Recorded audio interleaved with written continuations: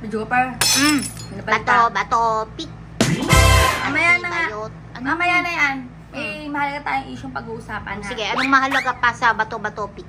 Ito na nga, bago yan, syempre today is a Berber Happy Day. Sa lahat ng mga bagong pasok sa channel, don't forget to click the subscribe button and tiny bell para lagi ka updated. Sa lahat ng mga inepalan, sinasawsawan namin ni Bidyo Gopar.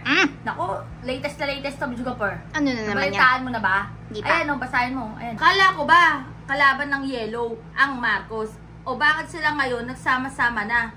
Para gibain si Duterte? Very clear ang motibo. Sisirain at sisirain ng Duterte para wala na silang kalaban pagdating ng 2028 elections. Yun ang lalabas na klaro na hindi tayo magpa-cute-cute dito. Ano pa ba? Ano pa ba ang iba pang dahilan? O, diba, Bidyo Gopar? Yellow? Binasa ko. Black and yellow, black and yellow. Yun lang kasi alam ko yung kantang black and yellow. Pero, Diba black? nakakaloka talaga eh.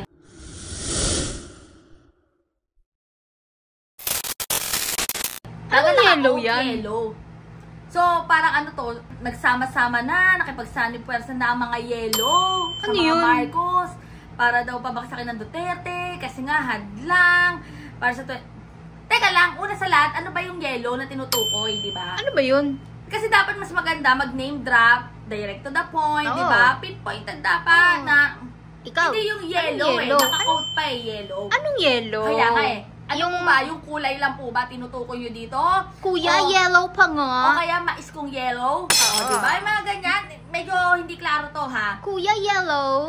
Nakakaloka, pero yan nga, Bidyo Gopar. Kidding aside, kung ang pinapatungkulan ni Mr. Bato de la Rosa ay ang mga yellow, mga dilawan, mga pinklawan, di ba, Bidyo Gopar? Oy, sino nga ang yellow yun? Kaya ano nga. bang yellow yan?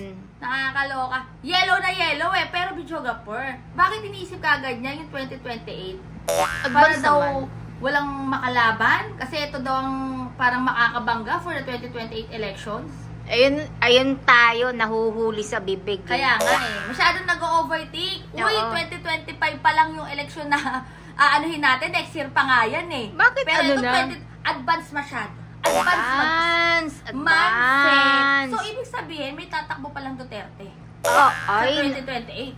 Ay. Kasi ano, Sinabi yun niya? ang klaro. Sinabi niya? Yun ang klaro. Kasi Sinabi niya? may makakalaban or may makakabangga sa 2028 elections. Na? Duterte nga. Wala. Kasi parang sanib pwersa ang mga yellow sa Marcos dahil nga balakid, Gopar. Nakakaloka, di ba? Di ba sila naman talaga nag-aaway, ang Oo. unit team? Oh, the red and the green. Sila naman ang unit team eh. Bakit nasama ang mga dilawan or ang mga yellow? Di ba? Ay, hindi, alisin mo yung dilawan. Oh, sige, oh. Yellow tayo. Oh, yellow. Doon tayo sa yellow na Sige, sinasabi sige, niya. sa yellow na yan. Yun. Mais kong yellow, Oh, mais kong banana kong yellow, kuya yellow, ice yellow, ice di ba? yellow. Ice tubig. Nakakaloka, no? Bakit, Mm-mm. ba't ganyan na mag-isip ang mga nilalang ngayon? Alam niyo mga kabatang helmet? Advance. Ito ha, pinapaalala ko lang kay Mr. Bato de la Rosa, baka nakakalimot, Bichopper. Na ano? Yung pinapasweldo sa kanya ay galing po sa tax namin, galing sa tax ng bayan yan. Yung pinapasweldo po sa inyo. Sa kabilang kamay sa kabilang dibdib.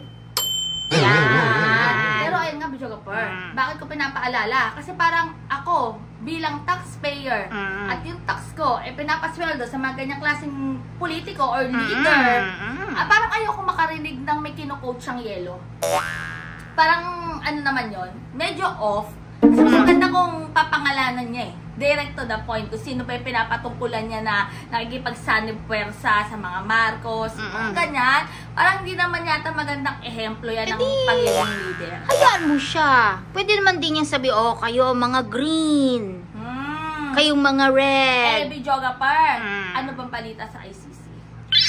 Padating na. Black and yellow, black. Di ba kasabi ni, Secretary Remulla, nandito na ang Interpol, matagal na. Makikipag-cooperate daw ba Aloka sila? Hindi ba sila makikipag-cooperate? Pero- Abangan. Bidyo Gopar, Ah. napanood ko yung, anong tawag doon, yung parang magbibigay sila ng sariling statement, privilege speech Oo. sa Senado. Napakinggan ko yung sinabi ni Mr. Bato de la Rosa. Mm.